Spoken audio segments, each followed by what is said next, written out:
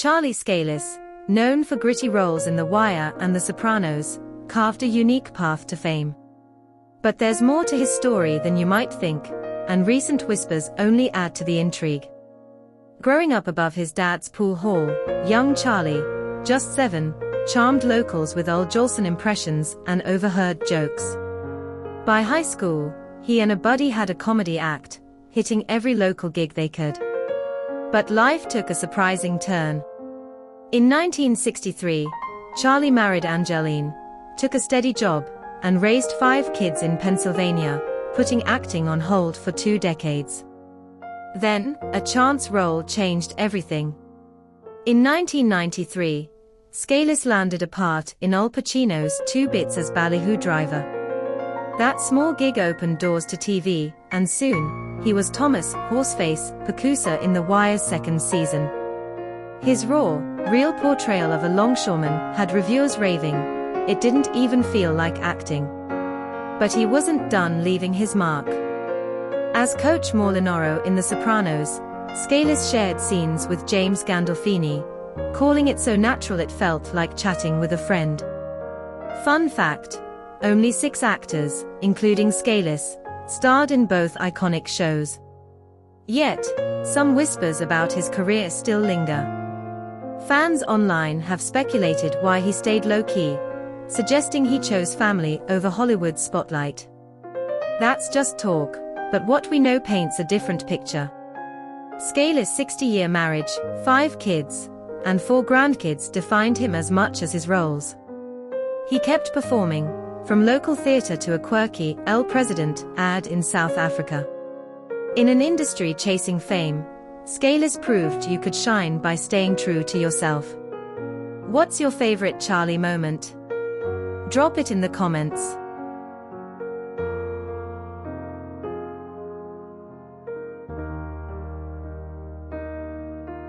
Karl Blocher, the lyric tenor who captivated audiences for decades, wasn't just a voice on stage, he was a man of ambition, surprises and secrets.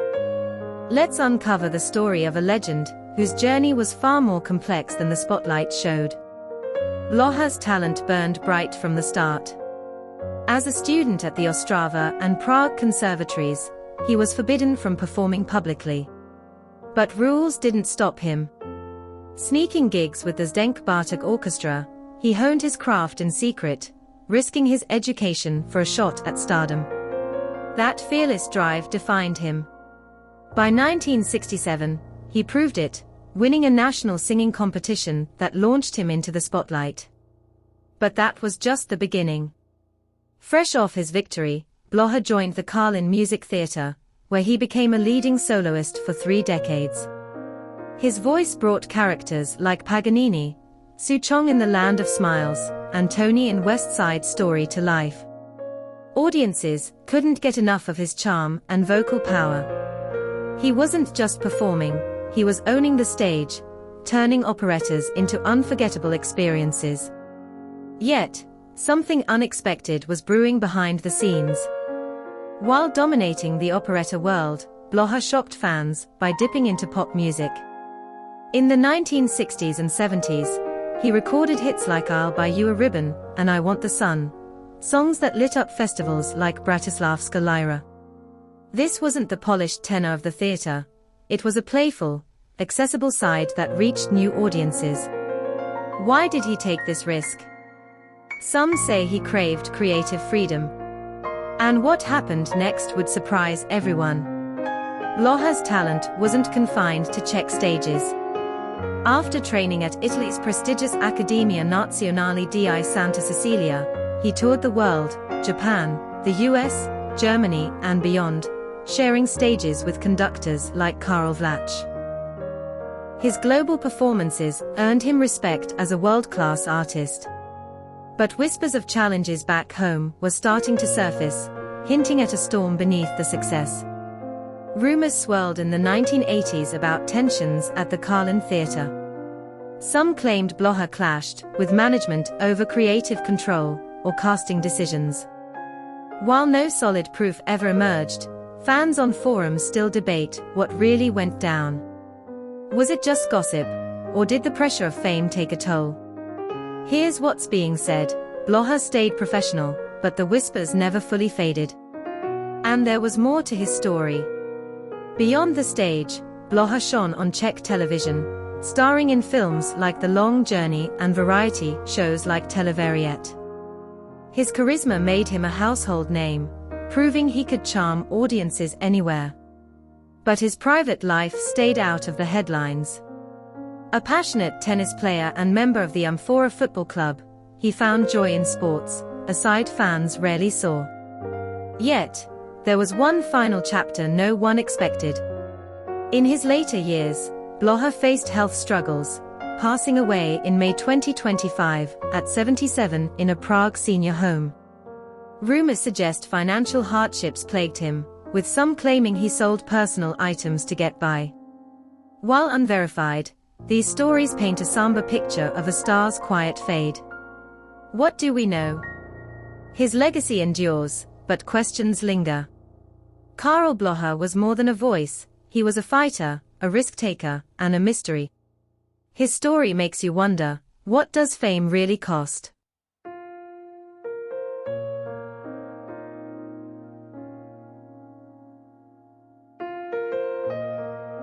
This French filmmaker's journey from the rebellious Nouvelle Vague to the heights of pornographic cinema is a story of art, controversy, and reinvention. Born in Paris in 1945, Davy didn't just make movies, he challenged what they could be. Let's dive into the wild ride of his career and uncover the secrets behind his most shocking works. Davy's story begins in the 1960s, a time when French cinema was exploding with fresh ideas. At just 20, he landed a gig as an assistant to Luc Mullet on Brigitte et Brigitte, a low-budget gem that taught him how to create with next to nothing. Inspired, he teamed up with actor Claude Melky to make El Attentat in 1966. This wasn't your typical debut. Fueled by Davy's dreams and the real-life chaos of OAS attacks, the film echoed Jean-Luc Godard's raw energy. With just 30,000 francs, Davy proved he could craft something bold and political. But this was only the start of his boundary-pushing path. By the early 1970s, France was changing. The sexual revolution sparked by May '68 was in full swing, and Davy saw an opportunity.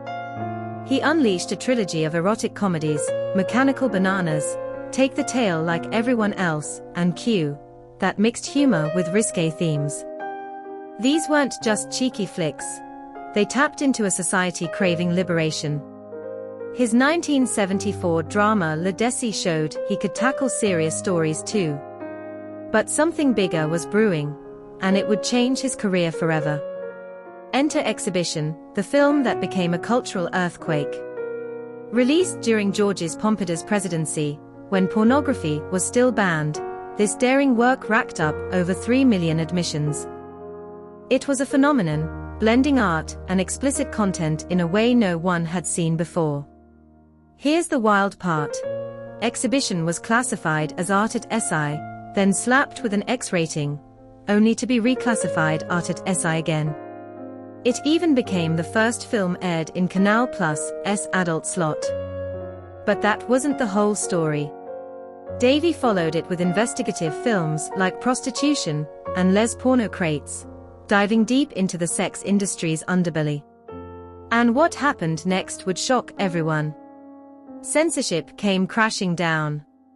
Exhibition 2, starring Sylvia Borden, was banned outright, only released in a gutted version. Rumors swirled that powerful figures in the industry wanted Davy silenced. His other works faced similar battles, with censors slashing anything deemed too provocative. Yet Davy didn't back down. He kept exploring taboo topics, releasing Exhibition 79 and cementing his reputation as a filmmaker who thrived on controversy. But the industry was about to change in ways no one saw coming. In the 1980s, video cassettes flipped the game. Suddenly, anyone could own films, and Davy seized the moment. He founded Fil-A Film, a video publishing company that didn't just churn out adult content, It launched prestigious collections like Les Films de Marveille and La Collection Palme d'Or, featuring works by Chaplin, Truffaut, and more. He even built a cassette factory in Champagnat to keep up with demand. For nearly 20 years, Davy stepped away from directing, focusing on this empire. But whispers persisted. Why did he abandon the big screen for so long? In 2005, Davy roared back with Les Aiguilles Rouges, a heartfelt drama about his scouting days, starring Jules Citric and Richard Berry. It was a surprising shift, showing a softer side.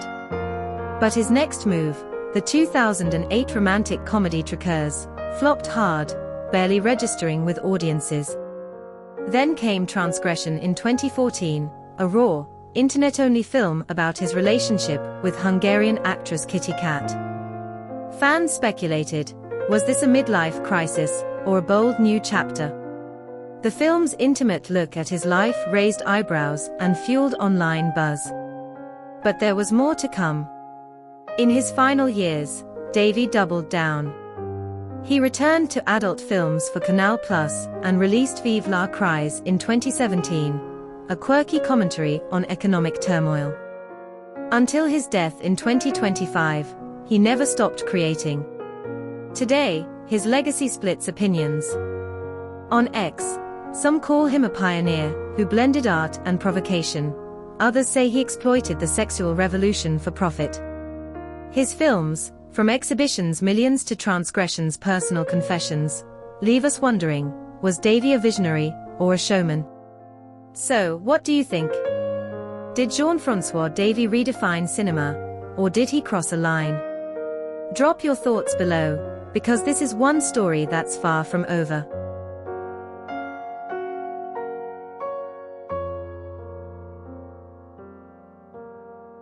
Pierre Audi, a French-Lebanese visionary, did just that, until his shocking death in 2025 left everyone wondering what might have been.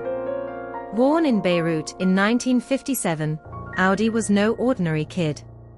While still in high school, he ran a film club, bold enough to bring in legends like Pier Paolo Pasolini. His passion for storytelling was clear, but war-torn Lebanon pushed his family to Paris, then England.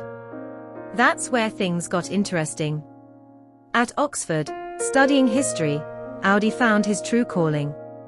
At just 20, he directed Shakespeare's Timon of Athens, stunning audiences with his raw talent. But he wasn't done. At 22, he took a derelict London building and turned it into the Almeida Theatre, a hub for experimental art that shook up the scene. And that was just the start. In 1988, Audi took over the Dutch National Opera, leading it for 30 years.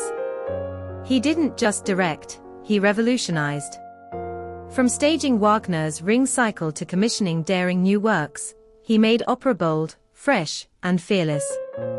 His collaborations with artists like George Baselitz and Anish Kapoor turned stages into visual spectacles. But not everyone was a fan.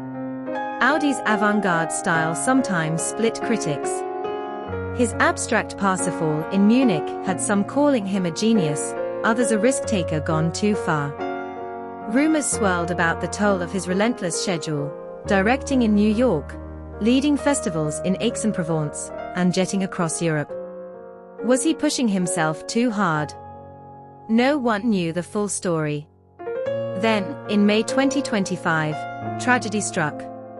While in Beijing for production meetings, Audi passed away at 67. Reports suggest a heart attack, but whispers online hint at stress or hidden health struggles, though nothing's confirmed. The arts world reeled, mourning a giant. Pierre Audi didn't just direct, he redefined what theatre and opera could be.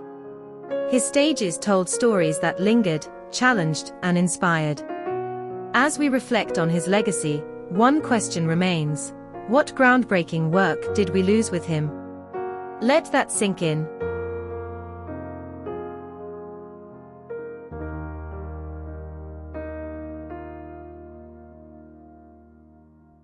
Who is Sr. Shireo Onda, and how does one man balance a life as a filmmaker, activist, and politician while dodging arrests and government scrutiny.